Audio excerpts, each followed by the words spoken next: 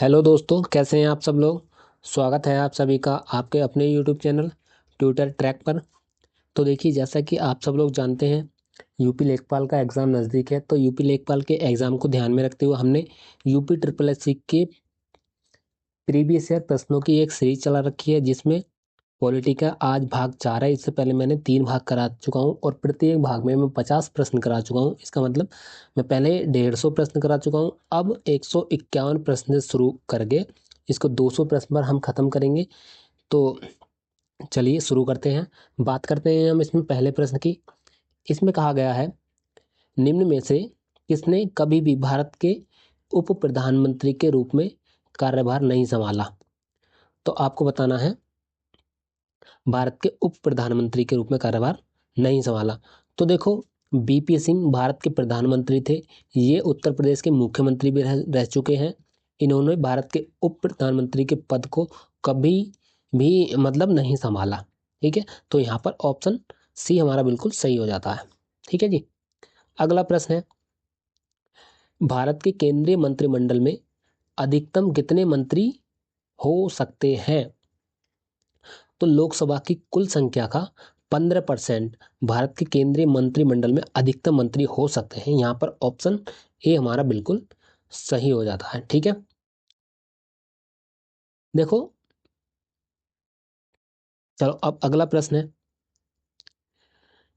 संविधान, सीईसी और चुनाव आयुक्तों के कार्यकाल की सुरक्षा निश्चित करता है। वे 6 साल के कार्यकाल के लिए नियुक्त किए जाते हैं या कितने वर्ष की आयु तक वे नियुक्त रहते हैं, जो भी पहले हो।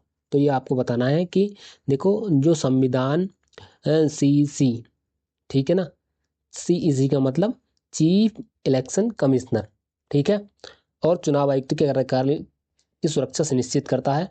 ठीक है, तो आपको बताना है कि वो कितने वर्ष की अधिकतम आयु तक अपने पद पर नियुक्त रहते हैं। तो जी देखो, वो अधिकतम 65 वर्ष की आयु तक अपने पद पर नियुक्त होते हैं। ठीक है, या फिर 6 वर्ष तक अपने पद पर नियुक्त होते हैं। इनमें से जो भी पहले पूरा हो जाता है, ठीक है, उसी के अनुसार उनको हटा दिया जाता है। अगला प्रश्न है, संसद के खर्च किसके द्वारा नियंत्रित किए जाते हैं। आपको बताना है जी, संसद के जो खर्च हैं वो किसके द्वारा नियंत्रित किए जाते हैं। ऑप्शन ए है राष्ट्रपति, ऑप्शन बी है वित्त मंत्री, ऑप्शन सी है मंत्री प्रधानमंत्री, ऑप्शन डी है नियंत्रक और महालेखा परीक्षक। देखो, संसद का जो खर्च है वो नियंत्रक और महालेखा परीक्षक के द्वारा नियंत्रित किया जाता है। तो यहाँ पर ऑप्शन डी हमारा बिल्कुल सही हो जाता है। बात करते हैं कैग के पद के बारे में, किस अनुच्छेद में बात कही गई, तो 148 में। ठीक है जी। आप बात करते हैं अगले प्रश्न की। इसमें कहा गया है, भारत सरकार का प्रथम विधि अधिकारी कौन है। भारत सरकार का प्रथम विधि अधिकारी, महान्यायवादी, अटॉर्नी जनरल भारत का प्रथम विधि अधिकारी होता है। ठीक है, संविधान के अनुच्छेद 76 में भारत के महान्यायवादी की नियुक्ति, योग्यता, पदावधि, वेतन तथा अधिकारों का उल्लेख किया गया है। ठीक है, महान्यायवादी की नियुक्ति राष्ट्रपति के द्वारा की जाती है और यह, ठीक है, राष्ट्रपति के प्रसाद प्रयत्न पद ग्रहण करते हैं। ठीक है, तो क्या है, क्या बताना है ये आपको, अटॉर्नी जनरल ऑफ इंडिया। यहाँ पर ऑप्शन सी हमारा बिल्कुल सही हो जाता है। ठीक, आर्टिकल 76 में इनके पद की चर्चा है।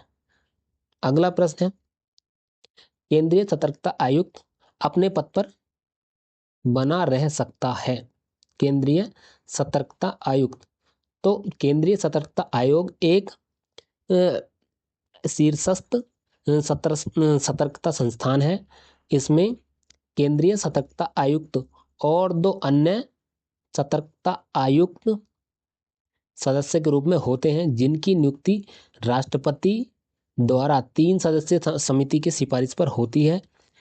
ठीक है जी, इनका कार्यकाल 4 वर्ष या 65 वर्ष की आयु तक, जो भी पहले हो, होता है। ठीक है जी, 4 वर्ष या 65 वर्ष। तो यहाँ पर ऑप्शन डी हमारा बिल्कुल सही हो जाता है। केंद्रीय सतर्कता आयुक्त, भाई आपको इन बातों का विशेष ध्यान रखना है, ठीक है ना। देखो इनमें थोड़ा सा कन्फ्यूजन है ना, कहीं 6 वर्ष कहीं 4 वर्ष। तो देखो केंद्रीय सतर्कता आयुक्त 4 वर्ष, और जो कैग होता है, ठीक है, वो 6 वर्ष। ठीक है जी। अब बात करते हैं अगले प्रश्न की। उस भारतीय प्रधानमंत्री का नाम क्या है जिन्होंने संसद में यह घोषणा की थी कि वह मंत्रिमंडल आयोग की सिफारिशों को लागू करेंगे।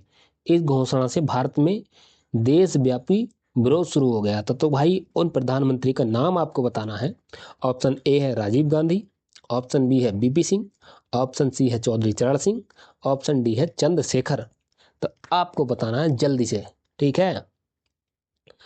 तो श्री विश्वनाथ प्रताप सिंह यानी कि बीपी सिंह भारत के प्रधानमंत्री रहे हैं जिनका कार्यकाल 1989 से 1990 तक रहा है। ये अविश्वास प्रस्ताव के द्वारा हटाए जाने वाले प्रथम प्रधानमंत्री थे। ठीक है जी, बीपी सिंह 1989 से 1990 तक। ठीक है, इन्होंने अपने कार्यकाल में यह घोषणा की थी कि वह संसद में मंडल आयोग की सिफारिशों को लागू करेंगे, जिसके कारण भारत में देशव्यापी विरोध शुरू हो गया था। तो यहाँ पर ऑप्शन बी हमारा बिल्कुल सही हो जाता है जी, बीपी सिंह। ठीक है, अगला प्रश्न है 1996 में जब अटल बिहारी वाजपेयी पहली बार भारत के प्रधानमंत्री बने थे, तो उनके प्रधानमंत्री के रूप में काम करने की अवधि लगभग कितनी थी। आपको बताना है जी लगभग कितनी अवधि थी। तो देखो भैया 1996 में जब अटल बिहारी वाजपेयी पहली बार प्रधानमंत्री बने तो वे 2 हफ्तों तक प्रधानमंत्री रहे थे। ठीक है जी, यहाँ पर ऑप्शन बी हमारा बिल्कुल सही हो जाता है। अब बात करते हैं अगले प्रश्न की। इसमें कहा गया है भारतीय संविधान का कौन सा अनुच्छेद मुख्यमंत्री के कर्तव्य को परिभाषित करता है। तो देखो भारतीय संविधान का अनुच्छेद 167 मुख्यमंत्री के कर्तव्य को परिभाषित करता है, ठीक है। और संविधान का अनुच्छेद 162 राज्य की कार्यपालिका की शक्ति विस्तार से संबंधित है। और ठीक है जी, और देखो अनुच्छेद 165 महाअधिवक्ता से संबंधित है। ठीक है, तो यहाँ पर हमारा ऑप्शन डी बिल्कुल सही हो जाता है। ठीक है, मुख्यमंत्री के कर्तव्य अनुच्छेद 167। अब बात करते हैं अगले प्रश्न की। भारतीय संविधान के किस अनुच्छेद में यह शामिल है कि राज्यपाल विधानसभा को संबोधित कर सकते हैं, राज्यपाल सदन को संदेश भेज सकते हैं। तो आपको बताना है अनुच्छेद 165, अनुच्छेद 176, अनुच्छेद 175 और ऑप्शन डी अनुच्छेद 164। भाई देखो ये पैट के एग्जाम में पूछा गया है जी। ठीक है, इंपॉर्टेंट सारे के सारे प्रश्न, एक एक प्रश्न एक इंपॉर्टेंट है और यूपी ट्रिपल एससी में ही पूछे गए हैं सारे प्रश्न। ठीक है, अगर आपको वीडियो अच्छी लगती है तो इसको लाइक करें और शेयर करें और अपने दोस्तों में को बताएं कि ये यहाँ पर क्लास चलती है बढ़िया एकदम। तो देखो भैया भारतीय संविधान के अनुच्छेद 175 में यह शामिल है कि राज्यपाल विधानसभा को संबोधित कर सकते हैं तथा सदन को संदेश भेज सकते हैं। ठीक है, संविधान का अनुच्छेद 176 राज्यपाल के विशेष अभिभाषण से संबंधित है। ठीक है, तो यहाँ पर ऑप्शन सी हमारा बिल्कुल सही हो जाता है। ठीक है, और अनुच्छेद 164 जो है वो मंत्रियों के बारे में अन्य उपबंध का प्रावधान करता है। ठीक है जी, अगला प्रश्न है राज्य सरकार को संवैधानिक प्रमुख कौन होता है। तो आपको बताना है जी राज्य सरकारों का संवैधानिक प्रमुख राज्यपाल होता है। संविधान के अनुच्छेद 155 के तहत राज्यपाल की नियुक्ति राष्ट्रपति के द्वारा की जाती है।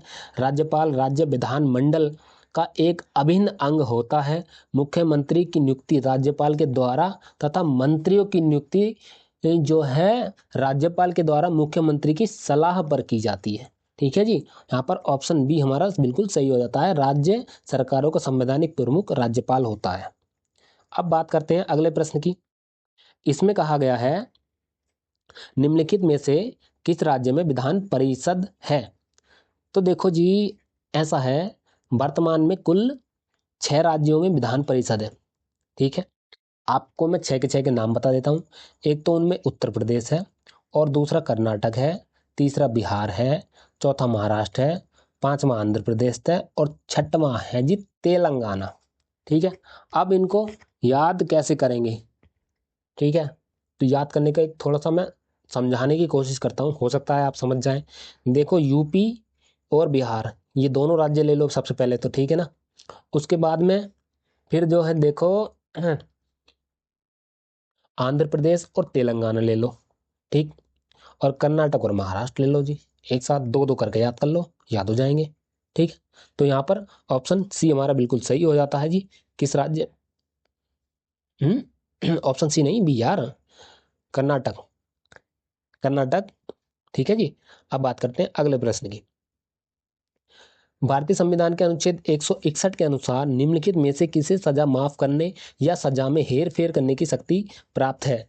तो भारतीय संविधान के अनुच्छेद 161 के अनुसार विभिन्न राज्यों के राज्यपालों को उस विषय से संबंधी जिस विषय पर उस राज्य की कार्यपालिका का विस्तार है, किसी भी सजा को माफ करने का फिर विलंबन करने का, विराम या प्रत्याहार करने या, ठीक है, लघुकरण करने की शक्ति जो है राज्यपाल को प्राप्त होती है। लेकिन जो राज्यपाल होता है वो भाई मृत्यु दंड को माफ नहीं कर सकता, और जो है कोर्ट मार्शल सैन्य अदालत की सजा को भी माफ नहीं कर सकता है।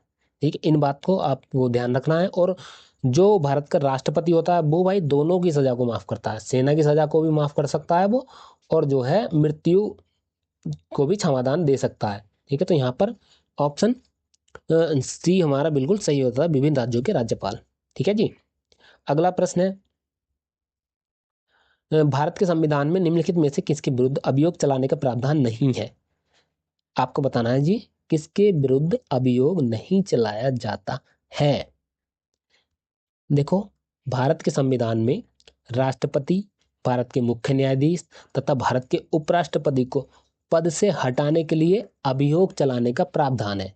लेकिन जो राज्य का राज्यपाल है वो राष्ट्रपति के प्रसाद प्रयत्न पद ग्रहण करता है, तो उसको कभी भी हटाया जा सकता है।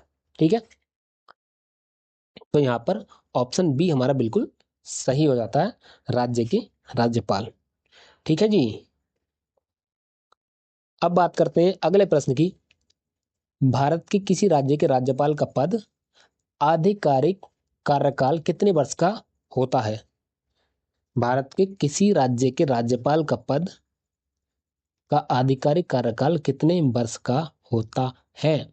देखो, ऐसा है, भारत की किसी राज्य का राज्यपाल अपने पद की तारीख से 5 वर्ष की अवधि तक रहता है। ठीक, राज्यपाल राज्य में केंद्र का प्रतिनिधि होता है तथा राष्ट्रपति के प्रसाद प्रयत्न पद धारण करता है। ठीक है, अब इसको मैं दूसरे तरीके से तुम्हें समझाऊं। उसे किसी भी आधार पर पद से हटाया जा सकता है। राज्यपाल 5 वर्ष की अवधि के समापन के बाद तब तक अपने पद पर बना रहता है जब तक कि उसका उत्तराधिकारी पद ग्रहण नहीं कर लेता। ठीक, तो यहाँ पर ऑप्शन सी हमारा बिल्कुल सही हो जाता है। अब बात करते हैं हम अगले प्रश्न की। इसमें कहा गया है जी, स्वतंत्र भारत में किसी राज्य की प्रथम महिला राज्यपाल कौन थी? जी बताइए, कौन थी कौन थी? तो देखो, सरोजिनी नायडू भारत की स्वतंत्रता प्राप्ति के बाद उत्तर प्रदेश राज्य की पहली महिला राज्यपाल बनी। तो यहाँ पर ऑप्शन डी हमारा बिल्कुल सही हो जाता है जी, ऑप्शन डी। ठीक है जी। अब बात करते हैं हम अगले प्रश्न की। इसमें कहा गया है, निम्नलिखित में से कौन सा कथन सही है? तो आपको बताना है जी कौन सा कथन सही है। देखो, ऑप्शन ए है, प्रधानमंत्री एवं केंद्रीय परिषद के मंत्रियों द्वारा राज्य के राज्यपालों की नियुक्ति की जाती है। तो नहीं जी, आपको अभी मैंने पिछले एक आध प्रश्न पहले ही बताया है कि जो राज्यपाल की नियुक्ति है, ठीक है, वो राष्ट्रपति के प्रसाद प्रयत्न होती है। ठीक है, उसकी इच्छा के अनुसार होती है। साधारण शब्दों में ऐसे समझो। तो ऑप्शन ए तो यहाँ पर कट गया। ऑप्शन बी है केंद्रीय मंत्रिपरिषद द्वारा राज्य के राज्यपालों की नियुक्ति होती है। जी नहीं भाई साहब, ये भी कट गया, ऐसा भी नहीं है। ऑप्शन सी है भारत के राष्ट्रपति द्वारा राज्य के राज्यपाल की नियुक्ति की जाती है। जी हाँ, बिल्कुल सही बात है जी, राष्ट्रपति के द्वारा ही की जाती है। तो यहाँ पर ऑप्शन सी हमारा बिल्कुल सही हो जाता है। बात करते हैं अगले प्रश्न की। भारत में किसी राज्य के राज्यपाल की नियुक्ति का प्राधिकारी निम्नलिखित में से कौन होता है? तो वही आपको अभी बताया मैंने, भारत के राष्ट्रपति। ऑप्शन सी यहाँ पर बिल्कुल हमारा सही हो जाता है। ठीक है, अगला प्रश्न है, राज्यपाल के संदर्भ में कौन सा कथन सही है? राज्यपाल के संदर्भ में कौन सा कथन सही है? पहला कथन है, वह राज्य के विधान परिषद के 1/4 सदस्य को मनोनीत करता है। ऑप्शन बी है, वह एंग्लो इंडियन समुदाय के राज्य विधानसभा के लिए 2 सदस्यों को मनोनीत कर सकता है। तो जी देखो, ऐसा है, इनमें से हमें कुछ भी सही नहीं लग रहा है। ठीक है, कोई सा भी इनमें सही नहीं है। अब देखो, मैं आपको सही बताता हूं। देखो, जो राज्यपाल है वो विधान परिषद के 1/6 सदस्यों को मनोनीत करता है। ठीक है, ये जो सदस्य होते हैं वो कला, साहित्य, विज्ञान, समाज सेवा, सहकारी आंदोलन या विशेष ज्ञान क्षेत्र का अनुभव रखने वाले व्यक्तियों से संबंधित होते हैं। ठीक ठीक है जी, तो पहला तो वैसे ही गलत हो गया। ठीक है, और और इसमें दूसरा ऑप्शन दे रखा है, वह एंग्लो इंडियन समुदाय के लिए राज्य विधानसभा के लिए 2 सदस्यों को मनोनीत करता है। तो जी नहीं। ठीक, एंग्लो इंडियन जो समुदाय के सदस्यों का मनोनयन है भाई, वो अब समाप्त कर दिया गया है। ठीक है, तो यहाँ पर ऑप्शन डी हमारा बिल्कुल सही हो जाता है। ठीक है जी, ठीक है मेरे भाभी लेखपालो, अब तो वीडियो लाइक कर दो। अब बात करते हैं अगले प्रश्न की। इसमें कहा गया है किसको विधानसभा का सत्रावसान करने की शक्ति प्राप्त होती है? तो देखो, विधानसभा तथा विधान परिषद मिलकर विधान मंडल कहलाते हैं। ठीक है जी, राज्य का राज्यपाल राज्य का विधानमंडल का अभिन्न अंग होता है।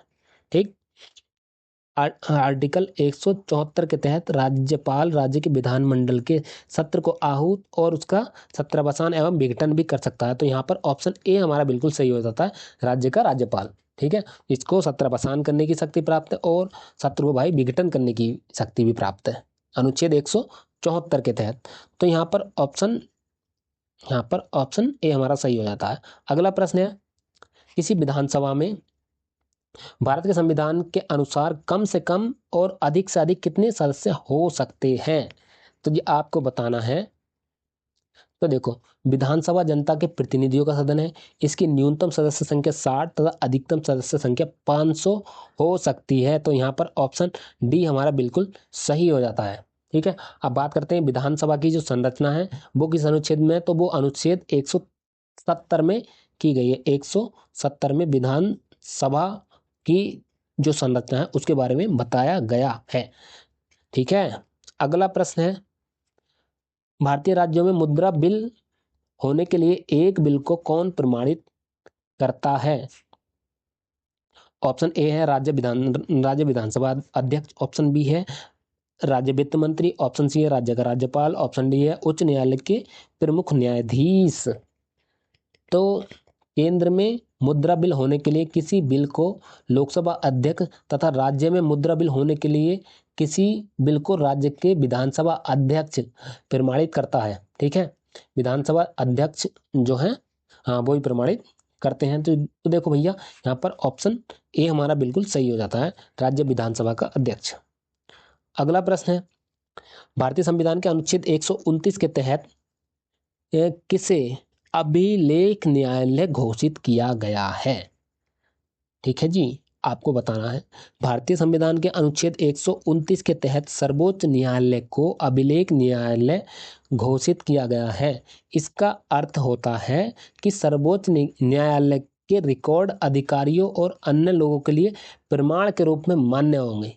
ठीक है, प्रमाण यानी कि नज़ीर के रूप में उनको मतलब ऐसा एक डेमो के तौर पर उनको दिखाया जाता था कि देखो ये पुराने जो केस थे इनमें इस तरीके से उनको मतलब न्याय दिया गया था, आप भी इस पर मतलब इस तरीके से हमें न्याय दे सकते हैं। वकीलों का ऐसा कहना होता है, ठीक है जी, जिससे न्याय जल्दी मिल जाता है लोगों को। तो यहाँ पर ऑप्शन ए हमारा बिल्कुल सही हो जाता है जी।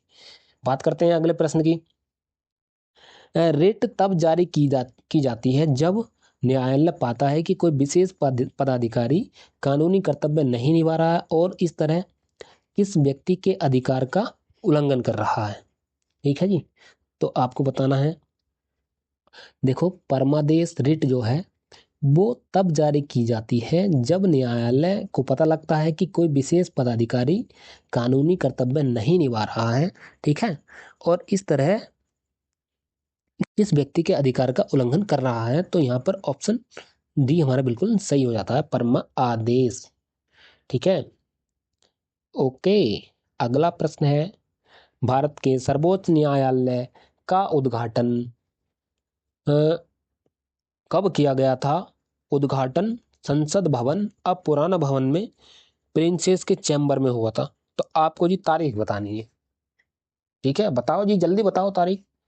तो देखो 28 जनवरी 1950 को भारत के एक संप्रभु लोकतांत्रिक गणराज्य बनने के 2 दिन बाद, ठीक है, एक बार शुरू से पढ़ देता हूँ।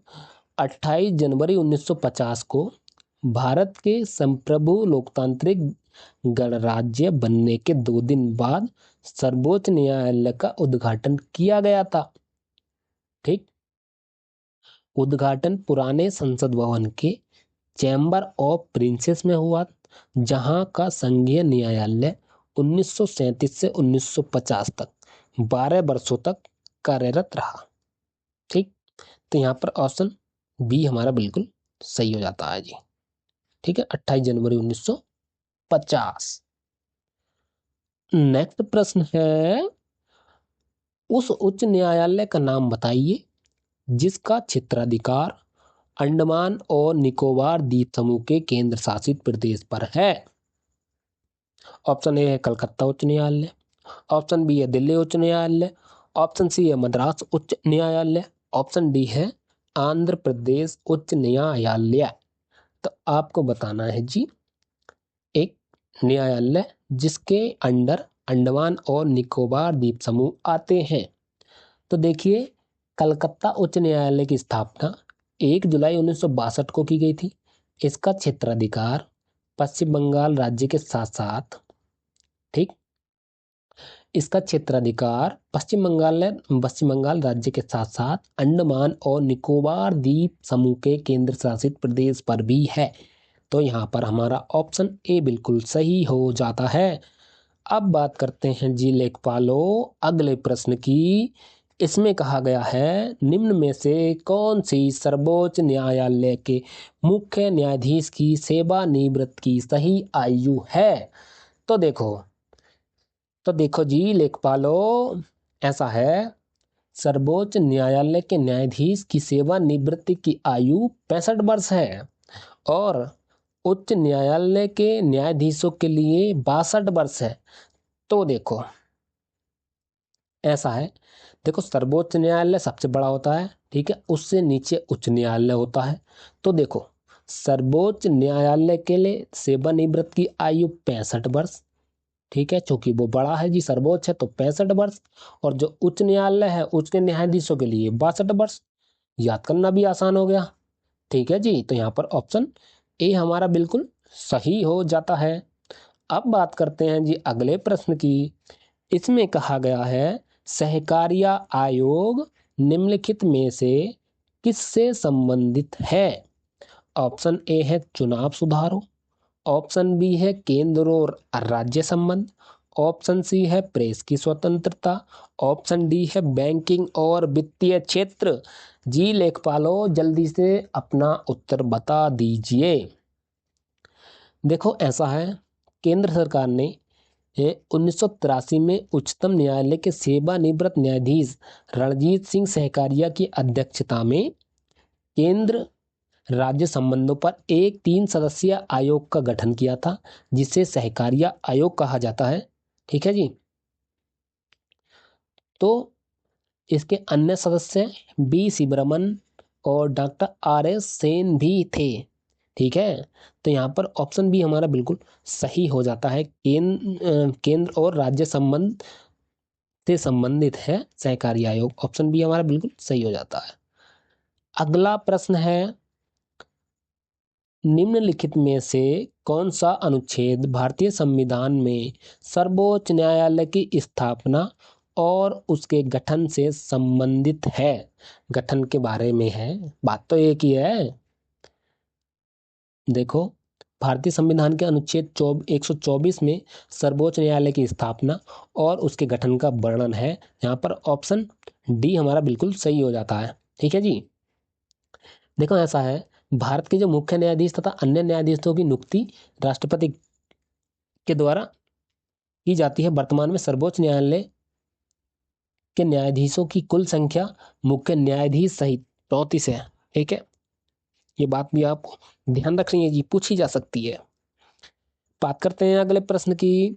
इसमें कहा गया है, किसी याचिका के अंतर्गत न्यायालय, अवर न्यायालय या किसी अन्य प्राधिकारी के समक्ष लंबित किसी मामले में उच्चतर प्राधिकारी या न्यायालय में स्थानांतरित करने का आदेश देता है। तो भाई कौन देता है, क्या देता है, क्या अधिकार, क्या आदेश देता है? तो उत्प्रेषण रेट के अंतर्गत न्यायालय, ठीक है ना, अवर न्यायालय या किसी अन्य प्राधिकारी के समक्ष लंबित किसी मामले को उच्चतर प्राधिकारी या उच्चतर न्यायालय में स्थानांतरित करने का आदेश देता है। तो यहाँ पर ऑप्शन सी हमारा बिल्कुल सही हो जाता है जी, उत्प्रेषण। ठीक है, अगला प्रश्न है, भारत के उच्चतम न्यायालय की प्रथम महिला न्यायाधीश कौन थी? ये आपको बताना है। तो भैया, उच्चतम न्यायालय की प्रथम महिला न्यायाधीश फातिमा बीबी थी। ठीक है, उच्च देखो, जो मतलब सुप्रीम कोर्ट है उसकी जो प्रथम महिला न्यायाधीश है, ठीक है, वो है जी फातिमा बीबी। और जो मतलब हाई कोर्ट है उसकी जो प्रथम महिला मुख्य न्यायाधीश है वो है लीला सेठ। देखो ऑप्शन बी हमारा यहाँ पर बिल्कुल सही हो जाता है। बात करते हैं अगले प्रश्न की। देखो, जो सुप्रीम कोर्ट है उसकी फातिमा बीबी और जो हाई कोर्ट है उसकी लीला सेठ, आपको याद रखना है। आप अब ये आसान हो गया एकदम से। ठीक है, बात करते हैं अगले प्रश्न की। नव सृजित उच्च न्यायालय है, नव सृजित जो मतलब नए नए बने हैं, उनकी आपको बताने हैं जी कौन कौन से हैं वो। तो देखो, नव सृजित यानी कि नए उच्च न्यायालय, देखो मेघालय, मणिपुर और त्रिपुरा, ये देखो तीनों जो है नए नए बने उच्च न्यायालय। यहाँ पर ऑप्शन बी हमारा बिल्कुल सही हो जाता है। ठीक है, भारतीय संविधान के अनुच्छेद 214 के अनुसार प्रत्येक राज्य के लिए एक उच्च न्यायालय का प्रावधान है। ठीक है जी, अनुच्छेद 214 के तहत। ठीक है, अनुच्छेद 214 हाई कोर्ट। ठीक है, बात करते हैं अब अगले प्रश्न की। इसमें कहा गया है, विश्व का विशालतम न्यायिक प्राधिकरण है, विश्व का विशालतम न्यायिक प्राधिकरण है। तो देखो, जो इलाहाबाद हाई कोर्ट है, ठीक है, ये विश्व का सबसे विशालतम न्यायिक प्राधिकरण है। इसमें जो जजों की संख्या है वो 160 है। कितनी है जजों की संख्या? 160। ठीक, यहाँ पर ऑप्शन बी हमारा बिल्कुल सही हो जाता है, इलाहाबाद हाई कोर्ट। बात करते हैं अगले प्रश्न की। किसी व्यक्ति को सुप्रीम कोर्ट की एक न्यायाधीश के रूप में नियुक्ति के लिए योग्य नहीं माना जाएगा तब तक जब तक वह कम से कम कितने साल के लिए उच्च न्यायालय या दो दो या दो से अधिक ऐसी अदालतों में उत, उत्तरवर्तन का वकील रहा हो। तो यह आपको बताना है। देखो, तो भैया ऐसा है, किसी व्यक्ति को सुप्रीम कोर्ट के किसी व्यक्ति को सुप्रीम कोर्ट के, अरे भैया कुछ गड़बड़ है क्या? ऑप्शन ए है 3 साल, ऑप्शन बी है 5 साल, ऑप्शन सी है 7 साल, ऑप्शन डी है 10 साल। देखो, किसी व्यक्ति को सुप्रीम कोर्ट के न्यायाधीश के रूप में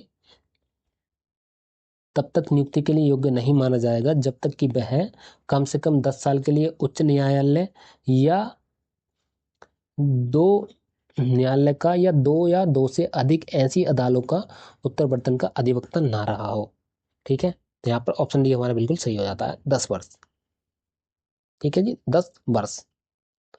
बात करते हैं अब अगले प्रश्न की। सर्वोच्च न्यायालय के मुख्य न्यायाधीश पद पर नियुक्ति के पात्र बनने के लिए किसी जज को उच्च न्यायालय के न्यायाधीश के रूप में कितने वर्षों की सेवा आवश्यक होती है? तो भैया, किसी व्यक्ति को उच्चतम न्यायालय का न्यायाधीश नियुक्त किए जाने के लिए आवश्यक है कि वह भारत का नागरिक हो, कम से कम 5 वर्ष तक किसी उच्च न्यायालय का न्यायाधीश रहा हो, या 10 वर्ष तक उच्च न्यायालय में अधिवक्ता रहा हो, और राष्ट्रपति की नज़र में एक सम्मानित व्यक्ति हो।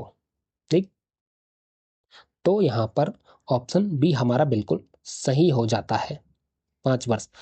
5, देखो, सुप्रीम कोर्ट का मुख्य न्यायाधीश बनने के लिए जो है ना, या तो वो हाई कोर्ट में 5 साल जज होना चाहिए, या फिर 10 साल वो अधिवक्ता के रूप में कार्य कर चुका हो। ठीक, आसान है जी। अब बात करते हैं अगले प्रश्न की।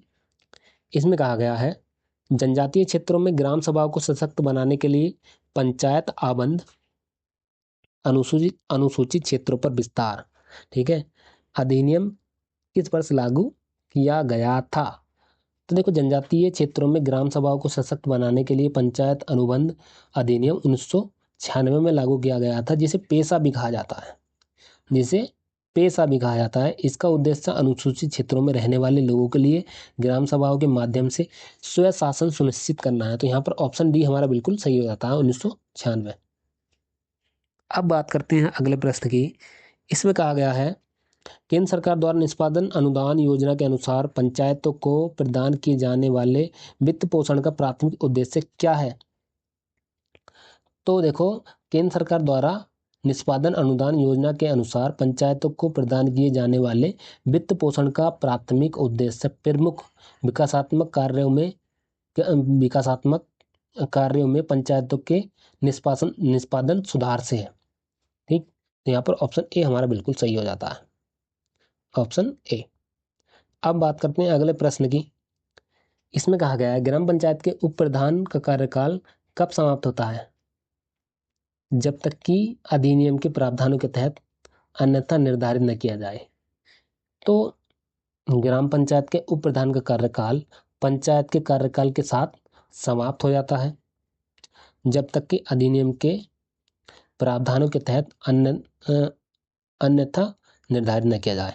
ठीक, तो यहाँ पर ऑप्शन ए हमारा बिल्कुल सही हो जाता है, ग्राम पंचायत के कार्यकाल के साथ ही जो उप प्रधान का कार्यकाल है वो समाप्त हो जाता है। बात करते हैं अगले प्रश्न की, कि समिति आयोग ने भारत में ग्रामीण शासन के लिए त्रिस्तरीय पंचायती राज व्यवस्था की स्थापना की सिफारिश की थी। तो भैया, बलवंत राय मेहता समिति ने भारत में ग्रामीण शासन के लिए त्रिस्तरीय पंचायती राज व्यवस्था की स्थापना की सिफारिश की थी। ठीक है, 16 जनवरी 1957 में राष्ट्रीय विकास परिषद ने सामुदायिक विकास कार्यक्रम पर विचार करने हेतु बलवंत राय मेहता की अध्यक्षता में एक समिति का गठन किया था। ठीक है, समिति ने पाया कि सीडीपी की विफलता का प्रमुख कारण लोगों की भागीदारी में कमी थी।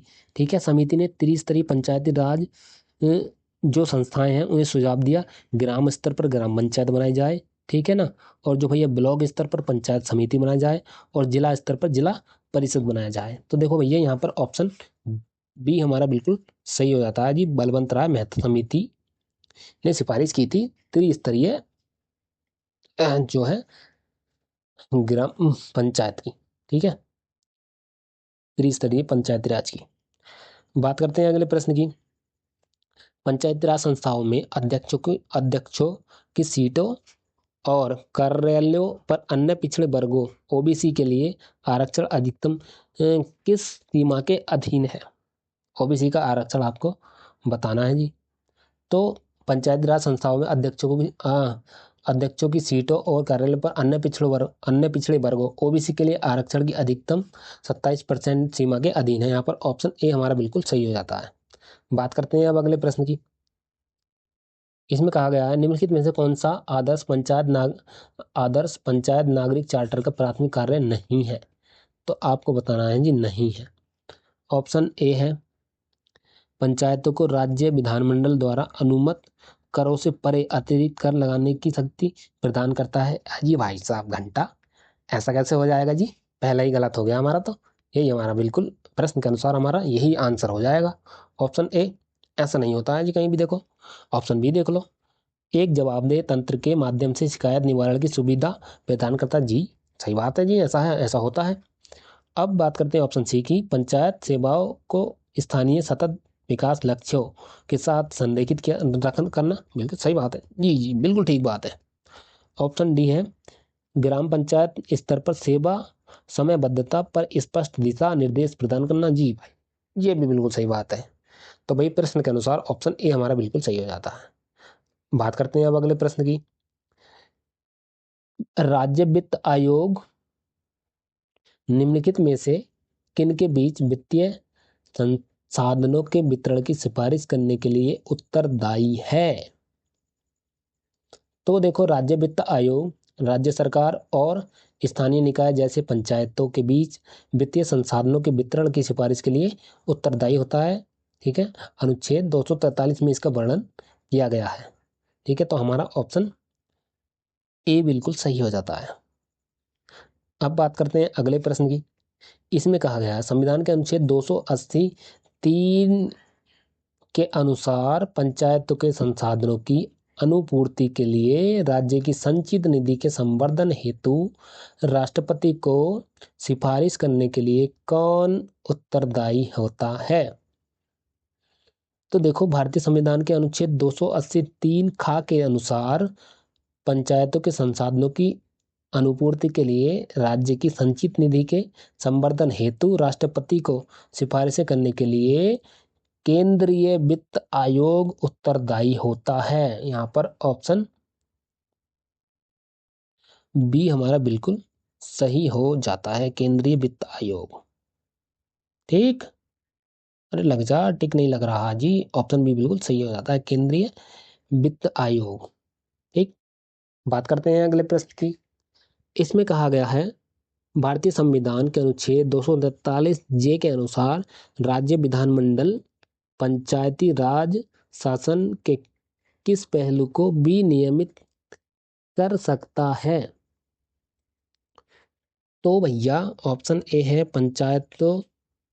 पंचायत खातों का रखरखाव और लेखा परीक्षा। ऑप्शन बी है पंचायत अधिकारियों की नियुक्ति। ऑप्शन सी है शहरी शासन के लिए नीति निर्माण। ऑप्शन डी है पंचायतों का चुनाव का संचालन।